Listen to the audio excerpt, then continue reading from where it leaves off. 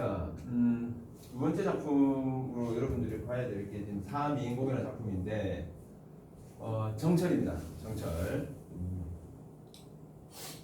우리 그 선배들이 제일 싫어하는 고전 작가 두 명을 들라고 한다면 정철하고 이제 윤선도인 경우가 많은데, 이 두 사람이 유배지에 가서 참 작품을 많이 씁니다. 보통 이제 유배지는 뭐하러 가죠? 벌 받으러 가는 데죠. 그죠? 벌 받으러 가는데 이런 걸 쓰고 있어? 좀 의아해하지 않습니까? 그죠? 이 사람마다 조금 다릅니다. 사람마다. 어떤 사람은 거기 가가지고 제대로 된 대접을 못 받는 그런 가사 작품도 있습니다. 유배지에 가서 굉장히 막 힘들게 사는 그런 가사 작품도 있고요. 근데 이제 정철 같은 경우는 유배지에 가서도 편안하게 대접을 받습니다. 왜 그러냐면 정철이 그 당시에 물론 이제 이 유배를 가게 된다 하더라도 엄청난 파워를 가지고 있는 그런 세도가죠. 그렇다 보니까 정철한테 이제 서로 집을 빌려주려고 하는 사람들이 많았습니다. 그죠? 그러니까 우리 집에 와서 보통은 이제 유배를 오게 되면 서로 이제 그 사람을 안 받으려고 합니다. 그래서 이제 그 공무원들이 쉽게 말해서 너희 집에서 좀 해라 하면 에이씨 하면서 이제 어쩔 수 없이 받는 그런 경우가 있는데, 정철은 서로 받으려고 했어요. 서로 우리 집으로 오세요, 우리 집으로 오세요 이렇게 한단 말이죠.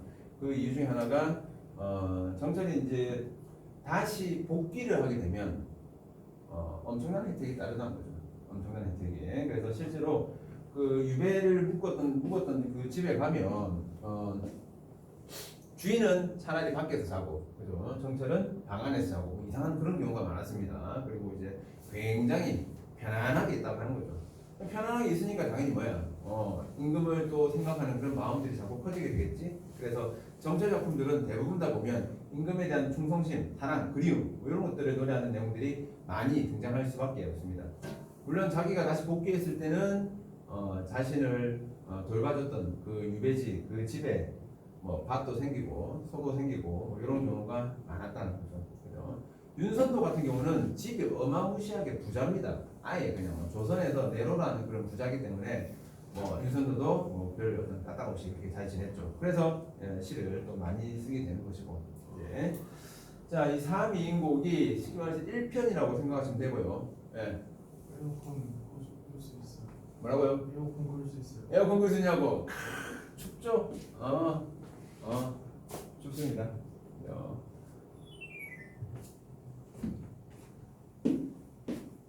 이 여름이 그리 덥다 해도 다 가죠. 가고 이제 가을입니다. 가을 조금 지나고 나면 크리스마스가 또 다가오겠지. 그죠? 크리스마스가 곧 온다는 거야.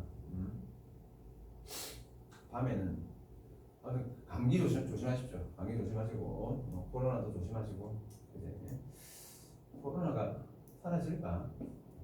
이 마스크 문화 자체는 이제 우리의 어떤 새로운 어떤 문화가 된 겁니다. 그죠? 그래서 이제 이게 여러분들이 이제 있다 보면 아무래도 숨도 제대로 안 쉬어지고 안 그래도 지루한 거 호흡이 딸리면 잠이 오죠. 그죠? 그런 부분들도 많이 생기게 되는데 다 똑같습니다. 전국에 학교를 가게 되는 친구들, 수험생들 다 똑같다 보니까, 그리고 아마 학교에서도 지금쯤이면 이제 3학년들 신경 쓰다 보니까 여러분들한테는 조금 등한시될 수 있는 그런 부분들이 있습니다. 코로나 때문에 학력 편차가 상당히 커져버렸습니다. 그죠? 그래서 여러분들 그 학교에서 일단은 뭐 줌으로 수업을 하든 어떤 수업하는 그 부분들은 일단 그래도 잘 들으십시오. 잘 들으시고 필기라도 잘 해놓으시고 시간 만들어가지고 무조건 공부를 하셔야 됩니다. 그 시간에 딴짓 하거나 놀거나 그렇게 하지 말고 뭐라도 하세요. 그 시간에. 우리 집에 애도 줌 틀어놓고 딴 공부합니다. 참 뭐가 좀 아이러니한 부분이긴 한데 좀 안타까운 일입니다. 그래도 여러분들 그 제가 이 영상 찍거나 그런 부분들은 그 유튜브에 다 또 올려두니까 그 다시 복습하거나 그런 부분들은 또 들어가서 한 번 더 보시면서 내용 기억을 잘 떠올려 보십시오. 그리고 뭐 음악 듣고 그렇게 뭐 한 번씩 이제 음악도 듣고 하겠지만은 제가 예전에 했던 것 중에 하나가 그거였습니다. 그 공부할 때 그 친구들하고 성적 차이가 나니까 했던 게 제 말을 녹음해서 옛날 카세트 테이프, 카세트 테이프에다 녹음을 해서 그걸 이제 귀에다 듣고 다니고 그렇게 했단 말이죠. 그죠? 우리의 또 오감을 최대한 활용하는 게 좋습니다. 그죠? 그 정도까지 해야 되겠다고 싶은 상황이 안 만들어지는 게 제일 좋지만은 그래도 여러분들이 계속 들으면요. 우리 음악 같은 경우는 마찬가지죠. 자주 들으면 그 음악이 귀에 톡톡 꽂힙니다. 그죠? 그래서 이런 어떤 작품들이나 이론들이나 그런 부분들은 그냥 틀어놓고만 있어도 여러분들이 이제 귀에서 듣는 것만 해도 큰 도움이 될 겁니다. 그게 물론 반복적으로 쌓여야 되겠죠. 반복적으로. 그 과정들을 조금 거치시면 특히나 문학 같은 경우 다 맞아야 됩니다. 다 맞아야 됩니다. 다 맞아야 됩니다. 수능에서. 실제 수능을 여러분들 친다면 여러분들 때는 수능 비중 자체가 커지기 때문에 더군다나 지금 문제 풀어보신 분들은 아직까지 바뀐 수능 문제는 풀어보지 않았습니다. 달라진 수능 문제는 풀어보지 않았던 차원이고 어쨌든 문학과 비문학에서 2문제씩 더 늘어납니다. 그죠? 그럼 34문제가 되는 거죠. 문학과 비문학이 시간을 많이 잡아먹는데 4문제가 더 늘어났기 때문에 실제로 시간 투자를 여러분들이 시간 문제를 푸실 때는 시간 부족 현상이 더 생길 수가 있다는 거죠. 그죠? 물론 앞부분에서 그 4문제가 또 줄어들었으니까 마음에 어떤 위안을 가질 수도 있겠지만은 앞부분은 원래 빨리 풀던 파트였습니다. 앞부분은 1번부터 15번까지 있던 그 부분들은 그죠? 그래서 제가 계속 언매를 여러분들 그 이야기를 하고 있는데 언매를 선택하셔가지고 시간을 최대한 단축시킬 수 있는 부분들은 단축시켜 놓으셔야지 4문제 늘어난 부분들을 어느 정도 케어할 수가 있습니다. 안 되면 이도저도 아니고 시간 다 잡아먹습니다. 그리고 아까 얘기했던 대로 가사 작품들 같은 경우는 주로 이제 수능에 나오는 것들은 둘 중에 하나는 거의 그렇습니다. 연시조 아니면 가사입니다. 연시조 아니면 가사. 그죠? 근데 그것들을 지문이 나왔을 때 여러분들이 그걸 읽고 이게 무슨 말인지 해석하고 있으면 이미 시간은 다 날아갑니다. 그죠? 봤을 때 요 내용이 대충 어떤 내용이다라는 걸 알고 해석이 도로록 돼야 되는 거죠. 지금은 이렇게 조금 꼼꼼히 지문 해석을 하고 있지만은 나중에 여러분들이 실전에서는 이렇게 꼼꼼히 하고 있을 시간은 없습니다. 그러니까 어느 정도 이 고전 시가에 대한 해석 틀이 머리에 잡혀 있어야 됩니다. 그래야지 한글 보는 것처럼 쭉 지나갈 수가 있다는 거죠. 자, 정철이 유배지에 갔습니다. 유배지에 가서 자 여기서 말하는 미인은요, 미인은 아름다운 여인의 의미는 아닙니다. 여기서는 물론 표면적으로는 미인은 아름다운 여인이겠지만 여기서는 왕을 의미해 주고 있습니다. 그리고 사는 생각사자입니다. 그죠? 왕을 생각하면서 쓴 노래가 사민곡 되겠죠. 사민곡. 왕을 생각하면서 쓴 노래입니다. 자, 여기 보시면 역시나 갈래에 보니까 서정가사, 양반가사 이런 말이 있습니다. 서정가사라고 한다면 기본적으로 뭡니까? 개인의 정서를 다루기 때문에 우리가 서정가사라고 이야기를 할 수가 있는 거죠. 그죠? 양반가사라고 하는 이유들은 나중에 여러분들 소설도 마찬가지인데 양반 소설 이런 것들이 나오면 양반들의 로망을 만약에 그 작품에 실려 있다면 그것들은 전부 다 양반 가사, 양반 소설로 볼 수가 있다는 거죠. 그럼 양반들의 어떤 로망이 뭐겠습니까? 임금에게 충성하는 거야. 임금에게 사랑받는 거. 이것이 양반들이 가장 원하는 부분입니다. 역시 정격 가사에도 모습이 있겠고. 자, 이 부분에 보니까 잘 보입니까? 송민곡과 함께 가사문학의 절정을 이룬다. 우리말 구사가 뛰어난다. 라고 되어 있습니다. 우리말 구사가 뛰어난다. 우리말의 아름다움을 잘 살리고 있다는 말인데, 우리말의 아름다움을 제가 어떤 거 얘기했죠? 의성어나 의태어 이런 거 잘 보시라고 했습니다. 의성어나 의태어는 다 우리말 위주로 이루어져 있습니다. 물론 사민곡과 송민곡을 또 비교를 하면 약간의 차이는 있을 수가 있겠고요. 여기 보시면 정과 정의 전통을 이은 충신 연주지사 이런 말이 있는데 정과정 우리 앞에서 다뤘던 작품입니다. 정과정은 고려 가요였고 역시나 그 가사의 전통을 이어주는 부분으로 볼 수 있겠고 유배 가사의 효시 이렇게 적혀 있을 겁니다. 자, 사상적 배경 보겠습니다. 자, 일단 기본적으로 임금에게 충성하니까 유교의 개념은 우리가 알 수가 있겠죠. 그죠? 그리고 또 뭐도 나옵니까? 불교도 나오네. 불교. 자, 어떤 부분에서 윤회 사상을 배경으로. 윤회 사상. 윤회 사상이 뭡니까? 다른 걸로 태어나는 겁니다. 그래서 나중에 그 내용 보시면 아시겠지만은 이그레 화자가 정철 같은 경우가 죽어서 자기가 범나비가 되겠다 이런 표현이 나옵니다. 범나비가 나비를 나비를 말하는데 어쨌든 나비가 되어서라도 임금 옆에 계속 있고 싶은 마음을 담아내고 있기 때문에 불교의 윤회 사상을 바탕으로 한다고 되어 있습니다. 그리고 도교 사상도 나옵니다. 도교 사상 그러니까 천상백옥경 이런 단어가 나오는데 나중에 작품에서 한 번 더 다루겠지만은 천상백옥경은 하늘나라 옥황상제가 있는 궁궐을 말합니다. 그래서 옥황상제 또는 선녀 이런 쪽이 나오면 전부 다 도교 사상 쪽에 해당됩니다. 도교 사상 나중에 여러분들 구운몽이라는 작품을 또 배우게 되실 건데 그 배우게 될 때 거기 보면 팔선녀 이런 애들이 나옵니다. 선녀는 불교 아니에요? 아닙니다. 선녀는 도교 쪽입니다. 도교 쪽. 자, 그래서 사상적 배경으로는 유, 불, 도 세 가지가 다 나온다는 것 이런 것들 참고로 기억을 좀 해두시면 되겠습니다. 자, 글자가 잘 안 보이니까 그러면 자 그러면 본문에 들어가서 한번 보도록 하겠습니다. 자, 갑니다. 자, 집중하셔야 돼. 자, 삼기다라는 단어는 꼭 기억을 좀 해두십시오. 삼기다라는 단어는 잘 나옵니다. 자, 삼기다라는 것은 태어나다 또는 만들어지다 뭐 이런 뜻입니다. 이 몸이 만들어질 때 또는 이 몸이 태어날 때 이런 겁니다. 만들어지거나 태어나다 이런 뜻이야. 이 몸이 태어날 때 님을 조차라는 것은 님을 따라라는 뜻이야. 님을 따라 생김이 태어나니 이 말이야. 내가 태어나는데 그냥 태어난 게 아니라 나도 임과 함께 임을 위해서 태어난 거야. 임을 따라서 태어난 거야. 한생연분이란 말이 있습니다. 한생연분 약간 뭔가 비슷한 발음이 있죠. 뭡니까? 너와 나는 천생연분이라는 거야. 임과 나는 천생연분이며 하늘 모를 하늘이라는 것은 하늘을 말합니다. 자, 하늘이 모를 일이런가 역시 얘도 서리적 표현으로 볼 수가 있겠죠. 가사 장르이기 때문에 이런 서리적 표현이 계속 나와주고 있습니다. 자, 임금 너와 나는 천생연분이고 우리의 이런 천생연분을 하늘이 모르겠는가? 하늘도 알고 있다 이거야. 자, 나 하나 젊어 있고 님 하나 날 괴신이 괴 어디서 나왔죠? 괴다에서 나왔습니다. 기억나죠? 괴다 사랑하다는 말이죠. 자꾸 읽어보고 보여야 됩니다. 나는 젊고 님께서는 나를 사랑해 주시니 이 마음 이 사랑 견주다는 것은 비교하다는 겁니다.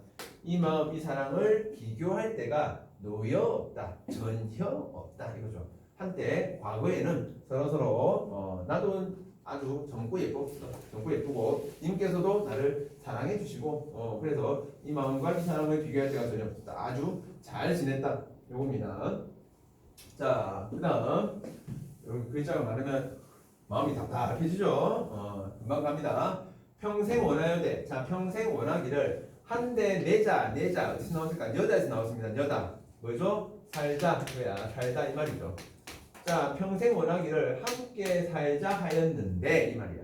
평생 원하기를 함께 살자 했는데 늙고 나서 무슨 일로 이 말이야. 늙으니까 무슨 일로 외워두고 외우라는 것은 외로이 이 말이야. 외로이 두고 그리남과 그리워하는가 말이야. 늙고 나서 무슨 일로 이렇게 외롭게 두고 그리워하는가. 자, 엊그제 님을 매셔 광안전에 올랐더니 자, 엊그제입니다. 엊그제. 자, 엊그제니까 여기서는 뭐 지가 유배 오기 전 상황이야. 자, 여기서부터 잘 보셔야 돼. 유배 오기 전 상황입니다. 님을 매시고 광안전에 있었다라고 했는데 이 광안전이 바로 하늘나라 궁궐을 말합니다. 하늘나라 궁궐, 옥황상제가 있는 궁궐을 말하는 것이고 쉽게 말하면 이 광안전이라는 것은 결국은 이건 뭡니까? 한양, 임금이 계시는 한양에 있는 그런 그 궁궐을 의미해 준다고 보면 되겠죠. 그죠? 유배 오기 전에는 내가 임금 오시고 임금 계신 그 궁궐에 있었대. 광안전에 올라 있었는데 그 더대라는 것은 그 사이라는 뜻입니다. 그 사이에 어찌하여 하계로 내려왔는가 라고 되어 있습니다. 자, 하계 알아두세요. 하계는 당연히 뭡니까? 지상 세계가 되는 거죠. 지상 세계가 될 것이고 여기는 바로 어디다? 지금 현재 이 정철이 와 있는 유배지를 말하는데 유배지의 장소까지 알아두실 필요가 있습니다. 어디냐면 전남 창평이라는 곳입니다. 전남 창평이라는 장소까지 좀 알아두십시오. 알아두시면 나중에 해석하는 부분에서 편한 게 있습니다. 자, 그 사이에 어찌하여 하계로 내려왔는가? 올 적에 어디로 올 적에? 이 하계로 올 적에 빗은 머리가 얽히언디, 얽히다라는 것은 헝클어지다는 뜻이야. 헝클어진 지 3년이다. 자, 역시 우리 3년이라는 단어를 통해서 알 수 있는 게 무엇인가? 작품의 창작 연대를 짐작해 볼 수가 있다는 거죠. 자, 왜? 기본적으로 정철이 유배를 갔다라고 한다면 그것이 어떤 실록이 되었던 어디에 적혀 있겠죠. 그죠? 뭐 예를 들어 몇 년도에 유배를 갔다라고 하면 거기에다가 3년을 더하면 이 작품이 쓰여진 시기를 알 수가 있다는 겁니다. 자, 연지문이라는 것은 일종의 그 화장품 정도로 보시면 되는데 어쨌든 이 연지문이라는 단어를 통해서 이 글의 화자가 여성 화자다라는 것을 알 수가 있겠죠. 정철이 여자냐가 아닙니다. 정철이 자신의 마음을 여성 화자의 마음으로 표현해주고 있다는 거죠.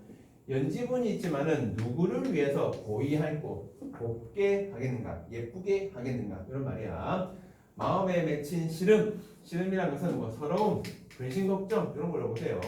마음에 맺힌 시름, 서러움이 첩첩이 쌓여 있어. 짓는 것이 한숨이요. 자, 그래서 보면 여기서 짓는 것이 한숨이요. 디난이 눈물이다. 역시나 문장 구조가 유사한 거 보이시죠? 그렇다면 여기서도 대구법 활용되고 있다는 거죠. 짓는 것이 한숨이요. 디난이라는 것은 떨어지다는 뜻입니다. 떨어지는 것은 눈물이다. 당연히 이 눈물은 임에 대한 그리움, 외로움의 눈물이 되겠죠. 인생은 유한하다. 정해져 있단 말이죠. 시름은 그지없다라는 것은 끝이 없다. 이런 의미를 나타내주고 있습니다. 다시 평생 원하기를 함께 살자 했는데 늙고 나서 무슨 일로 외롭게 두고 그리워하나? 엊그제 님을 모시고 강한전에 있었는데 그 사이 어찌하여 하교로 내려왔는가? 올 적에 빗은 머리가 헝클어진 지 3년이 지났어. 연지분이 있지만 누구를 위해서 곱게 하겠는가? 마음에 맺혀있는 서러움이 첩첩이 쌓여있어. 짓는 것은 한숨이고 떨어지는 것은 눈물이야. 인생은 유한한데 시름은 끝이 없구나. 그죠? 여러분들 빨리 읽어보셔야 됩니다. 빨리 읽으시면서 내용을 머릿속에 정리를 해 두셔야 됩니다. 아시겠죠?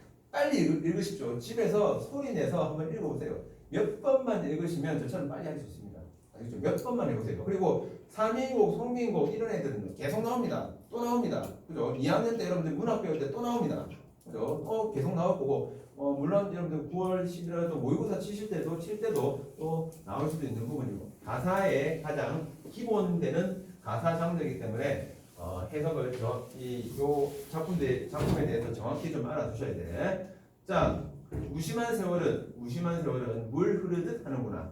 염랑이라는 것은 더위와 추위를 말합니다. 더위와 추위가 때를 알아, 안을 가라, 가는 듯 곧이 오니. 자, 갔다가 곧이는 다시 이런 뜻입니다. 다시 오니 듣고 보고 느낄 일도 하도 하샤 앞부분에도 있었습니다. 상충곡 할 때도 그죠? 뭐였죠? 많기도 많구나 이런 말입니다. 그죠? 자, 더위와 추위가 때를 알아 갔다가 다시 온다는 것은 결국 시간이 흘렀다는 겁니다. 시간이 흘렀고 얘가 그 시간이 흐르는 동안 이 유배지에서 듣고 보고 느낄 일이 많다라고 했습니다. 그렇다면 요까지가 서사단락인데 그럼 본사단락부터는 뭐가 나오느냐?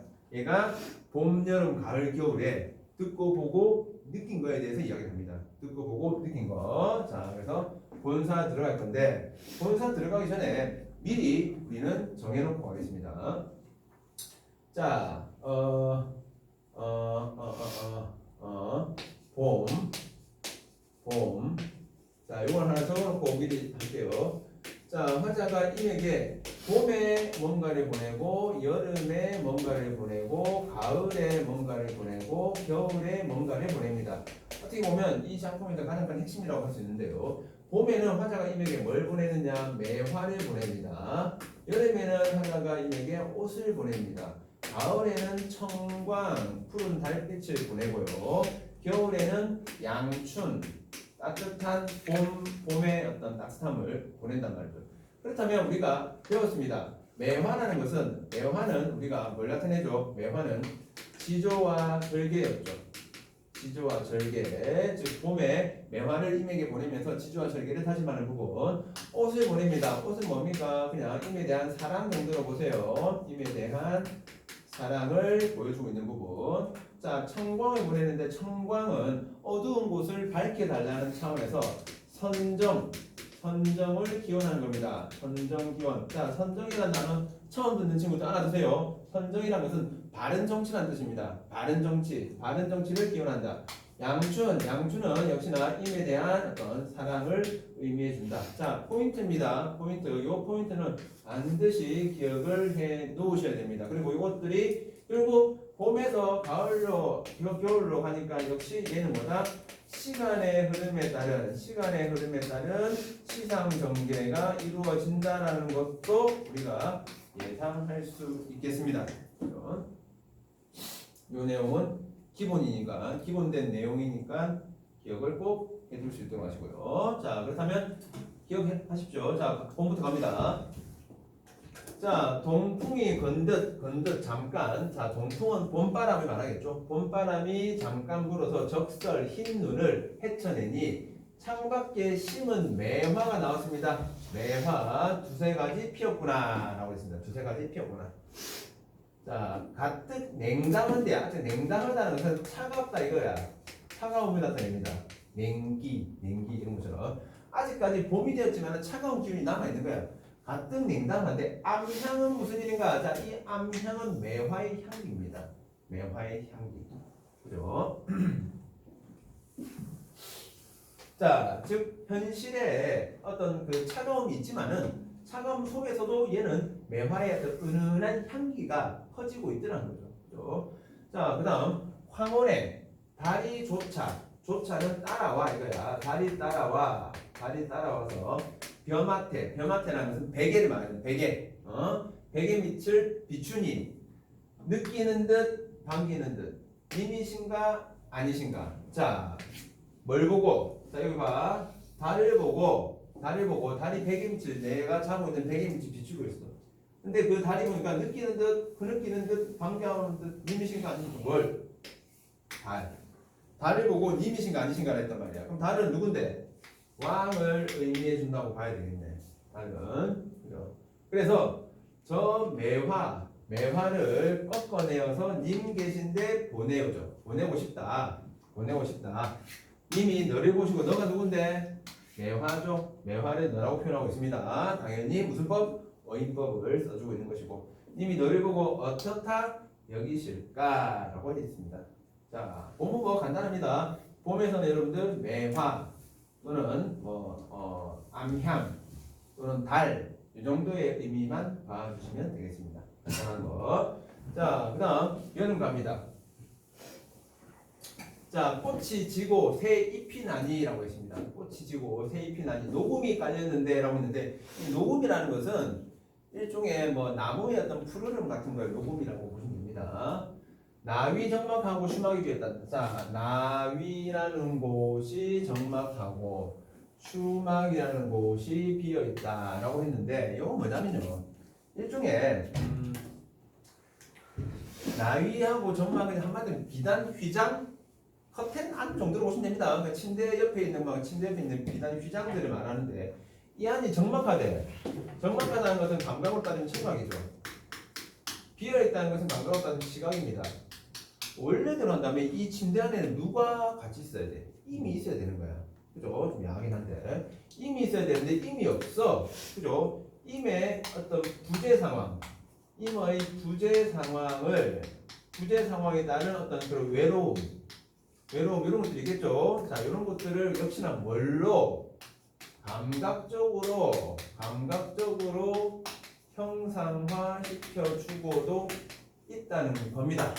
그리고 자, 안에가 텅텅 비어서 한마디면 끝날 것을 이 안이 적막하고 이 안이 비어있네 라고 표현하면서 임의 부재에 따른 그런 외로움을 감각적으로 보여주고 있더라. 부용을 걷어놓고, 부용도 커튼입니다. 그냥 커튼을 걷고 공작을 둘러두니, 공작은 그냥 병풍입니다. 병풍을 쫙 둘렀는데 가뜩 시름한데 한데. 자, 가뜩이나 씨름이 이 한대는 하다에서 나왔습니다. 많다 이런 뜻이야. 가뜩이나 씨름이 많은데 날은 어찌 기도 떤고 날은 어찌 길던가 이런 말이야. 여름이니까 날이 좀 길죠. 원앙금 보여놓고 자, 이 부분에서는 뭐 대략적인 해석만 지금은 하십시오. 이 옷을 만드는 과정이 나올 겁니다. 원앙금은 월앙새가 그려져 있는 비단을 말합니다. 이 비단을 쭉 펼쳐놨어. 옷 만들어야 되니까 비단 펼쳐놓고 오색션은 실입니다. 실을 풀어내어서 금자해 결화해서 자, 금으로 된 자입니다. 약간 과장이죠. 금으로 된 자로 재어서 이거야. 쫙 잴 거냐 재어서 님의 옷을 지어낼 때, 자 드디어 님의 옷을 만들었습니다. 님의 옷이니까 당연히 좋은 재료를 가지고 해야 될 거 아니야. 그래서 보시는 것처럼 오색실이라든지 원앙금이라든지 이런 걸로 한다는 거죠. 그럼 실제로 이게 있을까? 실제로 있지는 않습니다. 그만큼 임 자체가 절대적으로 나에게 절대적인 존재다 보니까 이렇게 표현하는 거죠. 슈품은 칸이야. 슈품은 실력을 말합니다. 실력은 칸이와 물론이거니와 제도는 격식을 말합니다. 그러니까 옷을 격식도 가잘시고 갖추었구나. 요거 굳이 뭐 이야기한다면 뭐 자화자찬 정도로 볼 수 있습니다. 자화자찬. 옷을 만들었는데 지가 생각해도 오이씨 아직도 녹슬지 않았어. 잘 만들었어. 이런 내가 실력도 좋고 아주 품격이 느껴지는 그런 옷으로 만들었다는 거죠. 그죠? 자, 그 다음 볼게요. 여기가 또 중요한 구절이 나옵니다. 자, 산호수 지게 위에다 배곡함에다 담아두고. 자, 실제로 산호로 만든 지게가 있지는 않을 겁니다. 그리고 배곡으로 만든 함이 있지는 않을 건데 님의 옷이기 때문에 아주 소중한 것이기 때문에 잘 간수해야 될 거 아니야. 그래서 산호로 만든 지게 위에다 배곡함에다가 담아두고 뭐를? 님의 옷을 담아두고 님에게 보내려고. 자, 이거 잘 보세요. 님 계신 데를 바라보니까 자, 이 옷은 님에게 보내야 될 거 아니야. 그런데 자, 이거 중요한 거 산인지 구름인지 머흐도 머시고. 자, 머흐도 머시고 아주 무성하다라는 뜻입니다. 자, 무성하기도 무성하구나. 그러니까 자욱하게 끼어 있는 거야. 자, 얘가 지금 임에게 이거죠. 임에게 옷을 보내야 돼. 임에게 옷을 보내려고 쫙 봤어. 임 계신 곳을. 그런데 뭐 산인지 구름인지 무성하기도 하구나. 두 개가 뭐 하고 있어? 나와 임 사이를 뭐 하고 있습니까? 가로막고 있더라는 거야. 그럼 세모는 뭐가 되는 거죠? 당연히 장애물인데 임금과 나 사이를 가로막으니까 뭐가 돼야 됩니까? 간신의 의미가 되는 거죠. 꼭 알아두세요. 자, 산과 구름은 여기서는 간신의 의미가 됩니다. 꼭 기억해 놓으십시오. 자, 천리말리기를. 자, 물론 천리말리라는 것은 물론 또 표면적 거리도 되겠지만 임과 나 사이 어떤 정서적 거리감이라고도 할 수 있겠죠. 정서적 거리감. 시에서 천리말리 나오는 것은 실제 표면적인 거리감보다는 정서적 거리감으로 봐주시는 게 낫습니다. 죽어나 그냥 어젯 밤에 뭘 했는데 오늘 이렇게 죽어나시나 그지? 자, 천리말리기를 뉘라셔 누가 찾아갈 것인가 이거야. 임과 나 사이가 이렇게 멀리 있는데 이 옷을 두고 누가 이 천리말리기를 갈 거야. 니거든 가거든 이 말이야. 그래 혹시라도 이 길을 갔다 하자. 가거든 열어두고 배곡함에다 옷을 담았잖아. 배곡함을 열어두고 날인가 반기실까? 자, 그 옷을 보면서 아이고 우리 천리가 보냈네 라는 것처럼 나를 보는 것처럼 반가워하실까? 자, 이 부분에서는 약간 우리가 이런 거 있죠. 의구심이라고 합니다. 의구심. 이미 시간도 많이 지났고 내가 이 옷을 이렇게 보냈는데 이 옷 보고 나 보는 것처럼 이렇게 나를 떠올려 주실까? 아닐 것 같은데. 자, 이렇게 느끼고 있는 부분입니다. 여름에는 여름 부분에서는 여러분들이 크게 두 가지는 확실히 기억해 주셔야 됩니다. 임에게 옷을 보낸다는 부분에서 임금에 대한 사랑, 임에 대한 사랑이 계속 있다는 거 하나고 산과 구름이라는 것이 장애물의 의미를 가진다는 거 이것들을 꼭 기억을 해 두셔야 됩니다. 됐죠? 자, 그 다음 가을 갑니다. 자, 하룻밤 서리김에 기러기 울어냈대. 자, 기러기가 울면서 지나가다는 뜻입니다. 기러기가 울면서 지나갈 때 위루는 일종의 그런 누각 같은 데라고 보시면 됩니다. 정자, 누각 이런 데 있죠. 자, 위루에 혼자 올라 수정염을 거는 말이에요. 자, 수정염도 커튼입니다. 그냥 커튼을 쭉 걷었어. 정자에 올라가가지고 커튼 쫙 거는 거야. 자, 걷으니까 뭐가 보입니까? 동산에 달이 보이더래. 자, 북극에 별이 보이더래. 그게 얘가 또 뭐랍니까? 또 달하고 별 보니까 또 우리 님인가 라고 얘기를 하고 있더라. 그럼 달도 님, 별도 님. 그죠? 달과 별 전부 다 누구? 왕을 의미해 주겠네. 그죠? 전부 다 왕이 되는 거야. 얘는 왕 빠돌입니다. 임금 빠돌이기 때문에 빠돌이? 아무튼 임금을 너무 좋아하기 때문에 뭐만 보면 막 임금처럼 생각하고 눈물을 흘리는 거야. 눈물이 절로 난다. 자, 중요한 거. 자, 이 부분 천천히 갈게요. 잘 보세요. 청광. 밝은 달빛, 푸른 달빛입니다. 푸른 달빛을 쥐어내어서, 자, 잡아서, 푸른 달빛을 손으로 딱 잡는 거야. 잡아서, 봉황루는 하늘나라 궁궐입니다. 하늘나라 궁궐인데, 결국 이 봉황루는 임금이 계신 곳을 말하는 거겠죠. 청광을 임금이 계신 곳에 붙이고저라고 하는 것은 보내고 싶다라는 뜻입니다. 보내고 싶다. 보낸다. 임금이 계신 곳에 청광을 보낸답니다. 왜? 누우해 걸어두고. 자, 누가 뭐 했냐면 아까 그 위로 있죠. 위로. 이 누가 위에다 걸어두고 뭐를 청광을 걸어두고 팔황이라는 것은 온 세상을 말합니다. 온 세상에 다 비추어서 심산궁곡을 점락같이는 환하게 이 말이야. 환하게 맹그소서 만들어주세요 이 말인데, 자, 여기서 심산궁곡의 뜻을 좀 보고 하도록 하겠습니다. 이거 좀 지울게요. 이거 좀 지우겠습니다. 자, 이 심산궁곡이라는 것은 두 가지 뜻으로 일단은 볼 수가 있습니다. 일단 표면적인 뜻 하나는 뭐냐면요, 깊고 어두운 골짜기로 볼 수가 있겠고, 하나는 고통받는 백성으로 볼 수가 있다는 거죠. 고통받는 백성으로. 이해했습니까? 그렇다면 이 어두운 것을 비추는 게 뭡니까? 청광이라고. 청광. 즉 고통받는 백성들의 고통을 없애주기 위해서는 어떻게 하면 되느냐? 바른 정치를 펼쳐야 된다는 거죠. 바른 정치. 청광을 임에게 보낸다는 것은 임금에게, 자, 백성들 고통 많이 받아요. 바른 정치 해주세요. 물론 여기에는 시끄러운 조정이라는 의미도 있습니다. 시끄러운 조정. 그런데 생각해 보시면 조정이 시끄럽다는 것은 결국 뭐야? 누가 고통받는 겁니까? 백성들이 고통을 받는 부분이 되겠죠. 그렇죠? 그래서 심산궁곡을 환하게 만들어 달라라는 부분입니다. 그렇죠? 가을 부분들 기억을 꼭 해 두십시오. 상징적 의미가 많습니다. 됐습니까? 자, 그다음 겨울 갑니다. 겨울 다 와간다. 아이고야, 호흡이 딸립니까? 자, 에어컨 잠깐 켤게요. 이거 냉방을 한 16도 정도 좀 해놔야지, 그치? 잠에서 좀 덜 깨든가 하지, 그치? 아니, 덜 깨면 안 되지. 잠에서 깨든가 하지, 그치? 자, 다 끝났어요, 이제. 다 끝났으니까 조금만 참으세요. 이거 엄청 중요한 건데. 여러분들 수학에서 중요하다고 말하는 어떤 공식들만큼 중요합니다. 그죠? 화학에서 말하는 F는 MA보다 MA만큼 중요합니다. 그죠? 모든 어떤 이론의 어떤 기본이 되는 그런 어떤 작품이야. 자, 경건이라는 것은 세상을 말합니다. 세상이 회색. 자, 이번엔 겨울입니다. 겨울. 날이 굉장히 춥다 보니까 너무 추워서 온갖 기운이 다 막혔다는 것을 이렇게 표현합니다. 세상에 회색 기운이 막혔다. 기운이 막혀서 백설, 흰 눈이죠. 흰 눈으로 한 빛인데라는 것은 한 빛이다. 그러니까 온 세상이 눈으로 뒤덮여 있는 겁니다. 그래서 백설이 한 빛이다. 백설로 다 뒤덮여 있다 이거야.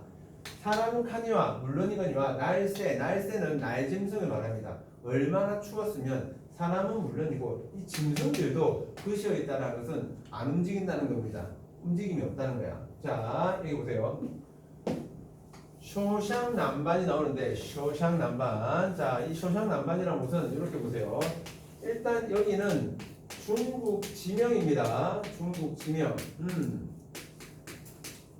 그런데 자, 쇼샹 남반도 치오미라는 것은 추움이 말이야. 추움이 이렇거든. 근데 겁나 추운 거야. 소상 남반도 이렇게 추운데, 그러면 정철이 지금 유배를 중국으로 갔나? 그게 아니라는 거죠. 이 소상 남반이라는 곳은 중국에서 굉장히 좀 따뜻한 곳으로 유명한 곳이야. 굉장히 좀 따뜻한 곳이야. 자, 그런데 아까 어디에 있었댔죠? 얘는 지금 있는 장소는 어디입니까? 유배입니다. 유배지가 어디랬나? 전남 창평이야. 전남 창평. 그러면 생각을 해봐. 한양하고 전라도하고 겨울이 되었을 때 당연히 어디가 더 따뜻하겠습니까? 전라도가 더 따뜻할 거 아니야. 전라도 내가 있는 이곳도 이렇게 추운데 임금 계신 곳은 오죽이나 추울까 이거야. 근데 그것을 얘네들은 중국 거 많이 갖고 오는 거 좋아하잖아요. 그래서 초샹남반 지가 있는 곳은 마치 이런 곳인 것처럼 표현하고 있는 겁니다. 초샹남반도 이렇게 추운데 옥루고처도 역시 뭡니까? 하늘나라 궁궐입니다. 하늘나라 궁궐. 즉 임금이 계시는 궁궐을 의미해주고 있다는 거야. 내가 있는 이곳도 이렇게 추운데 임금 계신 곳이야 더욱 일러 말해서 무상하리 무엇 하겠는가? 졸 추울 거야 이거 아니야. 그럼 임금 안 추우려면 어떻게 하면 돼? 따뜻한 핫팩을 보내야 될 거 아니야. 그래서 양춘을 보낸답니다. 양춘. 자, 이 한자를 잠깐 보시면요. 이 양춘이라는 것이 볕양자의 봄춘자입니다. 볕양자의 봄춘자. 그래서 우리가 말할 때는 따뜻한 봄 기운이라는 뜻이야. 따뜻한 봄 기운을 보내어서 님 계신데 쏘이고자. 님 계신데 쏘이고 싶다. 보내고 싶다. 자, 어쨌든 여기서는 지금 겨울 되니까 졸 추워서 임금에게 따뜻한 핫팩을 보냅니다 이 말이야. 모첨 비친 해. 모첨은 뭐 초가집 처마 정도로 보세요. 이 초가집에 비친 해를 옥루 나왔죠. 옥루가 뭡니까? 이 옥루고초의 줄이 말이야. 옥루고초. 그러니까 이 해를 옥루 임금이 계신 곳에 올리고 싶다 그 말입니다. 자, 이 겨울에서는 다른 건 없습니다. 역시 임금에게 양춘을 보낸다라는 것, 이것을 포인트로 담아두시면 되겠다는 것. 됐죠? 자, 갑니다. 자, 홍상을 이니시하고 홍상 붉은 치마입니다. 쉬슈는 푸른 소매란 단어입니다. 그러니까 치마 입고 푸른 소매를 반만 걷어서 치마 입을 때에서 얘가 여자냐 뭐 이렇게 생각하지 마시고요. 푸른 소매를 반만 걷어서 일모 슈죽에 뭐 해질 무렵에 뭐 대나무에 기대어서 뭐 이런 거야. 의미는 크게 필요 없고 행가림은 그냥 근심 걱정 정도로 묶어주십시오. 근심 걱정. 자, 어쨌든 얘가 걱정이 하두아이샤 또 나오죠. 하두아이샤 계속 나옵니다. 하두아이샤 걱정이 많기도 많구나 이거야. 디아른 해 짧은 해 겨울이니까 낮이 짧죠. 짧은 해 추위디어 빨리 져서 이 말이야. 해가 빨리 져서 긴 밤을 고쳐 앉아 꼿꼿하게 앉아서 청등 푸른 등불입니다. 청등 푸른 등불 걸어놓은 곁에서 자 등불은 걸어놨겠지. 견고무는 가야금 같은 그냥 악기라고 생각하세요. 자 악기를 놓아두고 그러니까 악기로 뭐 하는 거야? 음악 연주하려는 거야. 견고무 놓아두고 꿈에서나 님을 보려고 택 받고 턱이야 턱을 받치고 비스듬히 있으니 앙금도 자 앙금 그냥 이불이라고 하세요. 자 이불이 차도 차이샤 차갑기도 차갑구나. 어이씨 이불 덮었는데 왜 차가워? 이불에 솜이 안 좋은가? 아닙니다. 이미 없잖아. 역시나 얘가 느끼고 있는 이런 외로움을 뭘로 표현한 거야? 촉각적으로 표현하고 있는 부분이 되겠죠. 그죠? 이불을 덮었으면 따뜻해야 될 거 아니야. 그죠? 이불을 덮었는데 안 따뜻하고 지금 차갑다고 이야기를 하고 있으니까 역시 이런 외로움을 표현해주고 있는 부분이죠. 이 밤은 언제 셀고 여러분들은 이 수업을 언제 끝나는 거 이렇게 지금 생각하고 있겠지. 이제 자 됐습니까? 자 기지개 한 펴고 이게 중요한 거 진짜 중요한 건데 이거 나중에 중요합니다. 나중에 정말 중요합니다. 제대로 듣는 사람이 지금 반도 안 돼. 이게 될 일이냐고 지금. 그죠? 하지만 집에서라도 꼭 복습하십시오. 그죠? 발등에 불이 떨어졌다고 느꼈을 때는 늦습니다. 알겠죠? 지금도 뭐 발등에 불이 떨어지는 것일 수도 있겠지만은 이런 고전 작품들 기본 작품이야. 자 마지막 결사입니다. 결사 마지막 부분이야. 자 하루 12대. 자 옛날은 하루 24시간이 아예 말이 안 돼. 24시간이 아니라 12시간이었습니다. 하루가 12대, 한 달도 30달. 적은 것 잠깐 동안 생각 마라. 생각하지 말자 이거야. 이 시름을 잊자 하니 시름이 이 시름 임금에 대한 그리움이겠지. 잊자 하니 마음에 맺혀 있고 골슈는 뼛속을 말합니다. 뼛속까지 깨트여시니 퍼져 있으니 자 편작이 여리온들 이 병을 어찌하리라고 했습니다. 이 편작은 여러분들 그 한의원 중에서 혹시 편작 한의원 이런 거 보신 분 있는가 모르겠네요. 그냥 한마디 말하면 뭐 훌륭한 의사 정도로 보세요. 훌륭한 의원 정도. 이 편작이 누구 나타내냐면 여러분들 삼국지에 보시면 그 화타 아시는가 모르겠습니다. 화타 관우의 팔에 그 관우가 그 뭡니까 독화살에 맞고 팔을 짠내만에 할 때 이 화타가 와서 관우 팔에 이제 고쳐주고 막 이런 게 있었죠. 화타가 조조도 고쳐주나 뭐 그랬던 것 같은데 아무튼 아주 그 훌륭한 의사를 의미해주고 있습니다. 자, 즉 임금에 대한 어떤 그리움으로 생긴 이 병을 이런 훌륭한 의사가 10명이 와도 이 병을 어쩌나 못 고친다 이거야. 그죠? 와, 내 병이야? 님의 다시로다. 님 때문에 생긴 병이라는 거야. 그죠? 자, 그 다음. 그래서, 자, 마지막 구절입니다. 차라리 시어디어라고 했습니다. 자, 시어디어, 죽어서 차라리 이렇게 살아서 임을 못 보느니 죽어서 범나비가 되겠다. 범나비. 자, 이 범나비의 상징적 의미를 여러분들은 세 가지로 기억합니다. 일단은 화자의 분신이 되겠고요. 화자의 분신. 자, 죽어서라도 입고 싶다니까 임에 대한 영원한 사랑을 의미해 주는 부분이고요. 그리고 네 번째가 불교의 윤회 사상을 바탕으로 하고 있다는 거. 그래서 우리가 그 화분, 이거는 뭐 임명사,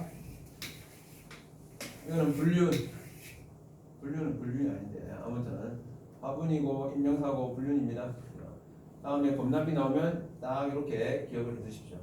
나중에 그 송민복이라는 걸 배우게 될 건데 송민복에서도 죽어서 뭐가 되겠다는 게 나옵니다. 그래서 이 삼인복에 나와 있는 이 아이와 비교를 잘합니다. 자, 꽃나무 가지마다 간데 족족 앉았다가 지가 나비가 돼서 꽃나무 가지마다 앉았다가 향기가 묻겠지. 향기가 묻은 날에는 날개를 말합니다. 날개로 님의 옷에다가 울물이라 옮기겠다. 뭐를 이 향기를 지 혼자 쪽쪽 빨아먹는 것이 아니라 내가 사랑하는 님에게 이것을 주겠다는 거죠. 님이야 날인 줄 모르셔도 님은 모르지. 제가 저기 나비가 정철인데 뭔지 모르잖아. 날인 줄 모르셔도 나는 님을 조추려고 하노라 라고 했습니다. 이렇게 하면 끝납니다. 아직 안 끝났겠죠? 자, 봅니다. 적지 마시고 이것만 보세요. 자, 그냥 듣습니다. 그냥 들으세요. 자, 내용 정리하는 거에 적으십시오. 자, 이 작품은 임금의 사모한 정을 한 여인이 그 남편을 생각하고 이별하고 연마하는 마음이 있다가 고요한 것으로 일부러 한걸 쭉 펴져 있다.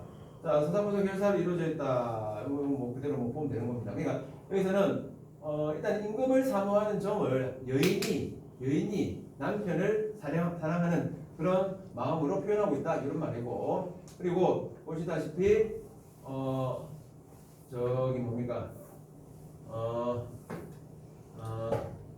이 고려시대 정과정하고 맥을 같이 한다라는 것은 알 수 있겠죠. 유배지에서 임금을 그리워하는 정서를 표현했기 때문에 상관없습니다.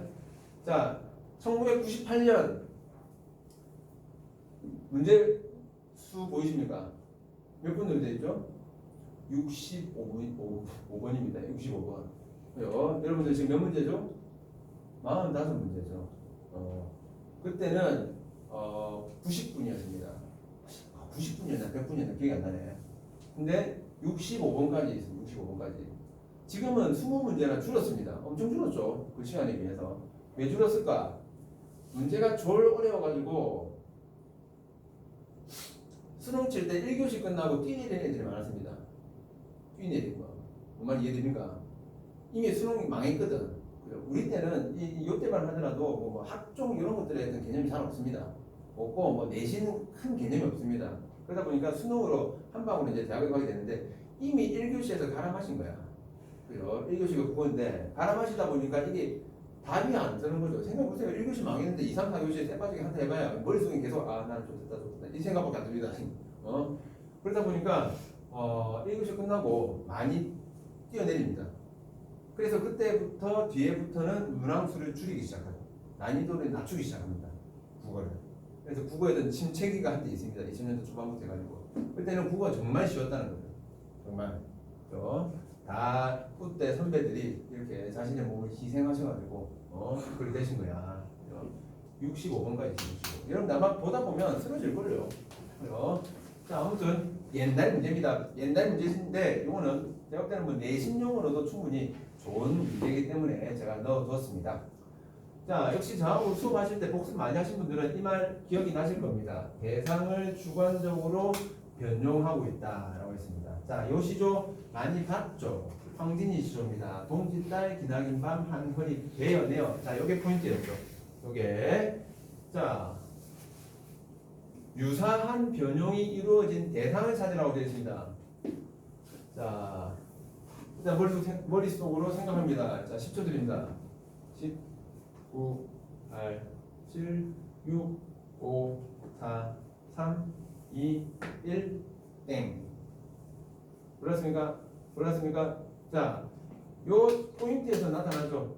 밤이라는 추상적인 시간을 한 부분 떼어낸다라고 했기 때문에 우리가 이것을 뭐라죠? 추상적인 것을 뭐했다? 구체화시켰다는 겁니다. 추상적인 것을 구체화시켰는데 추상적인 것을 구체화시켰다는 걸 다른 말로 말하면 대상의 주관적 변용이라고 합니다. 대상의 주관적 변용. 보기에 그런 말이 나올 때 추상적인 것을 구체화했나 안 했나 이런 것들을 찾으셔야 됩니다. 다음은 뭘까? 왜? 얘도 되고 사실은 청광도 됩니다. 청광. 알겠죠? 봄, 여름, 가을, 겨울에 봄에 매화 보내고 여름에 옷 보내는데 걔네들은 구체적인 아예 물건입니다. 그런데 청광이라든지 양초는 어때요? 우리가 손으로 잡을 수 있는 게 아니죠. 근데 이걸 근데 하나의 물건처럼 보낸다고. 물건처럼 보낸다고 했으니까 얘네들은 뭐 한 거야? 추상적인 것을 구체화한 대상이 된다. 이런 것들 하나 봐두시면 역시 도움이 될 겁니다.